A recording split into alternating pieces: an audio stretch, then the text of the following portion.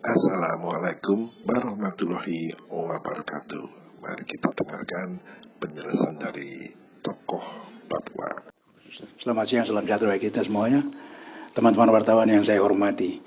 Saya pikir situasi di Papua itu memang kita betul-betul sesalkan dan kita sangat sedih.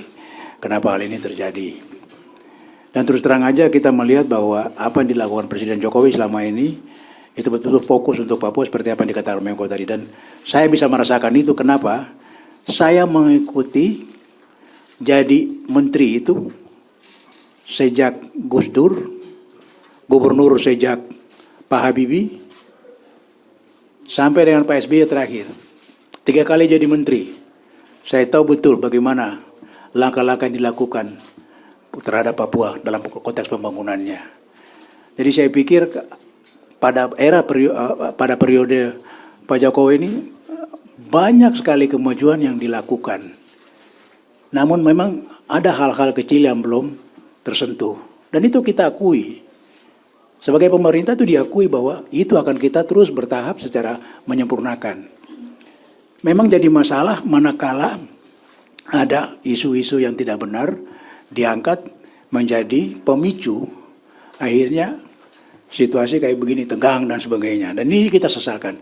Untuk itu saya kesempatan ini saya himbau kepada adik-adik saya di tanah Papua, kembalikanlah, kembali tenang, percayakanlah kepada pemerintah untuk dapat menyelesaikan semua ini dengan baik. Kita harapkan Papua ke depan, Papua akan lebih baik.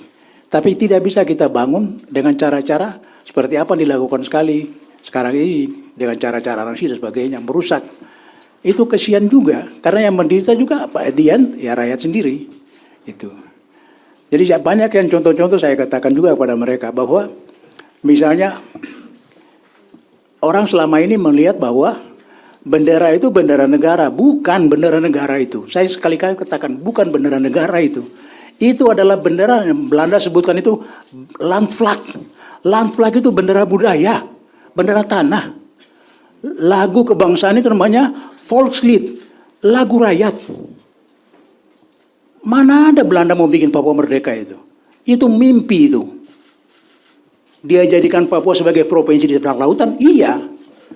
Karena dia ingin bercokol di Asia sini. Dia ingin punya foothold di Asia sini. Makanya dia pakai Papua sebagai sarana untuk bisa mengadu domba kita. Ini harus kita pahami. Sejarah Indonesia harus kita pahami dengan benar. Kalau enggak kita mudah diadu domba sama orang. Jadi saya himbau kepada adik-adik saya, kalau ada masalah, komunikasikan dengan baik.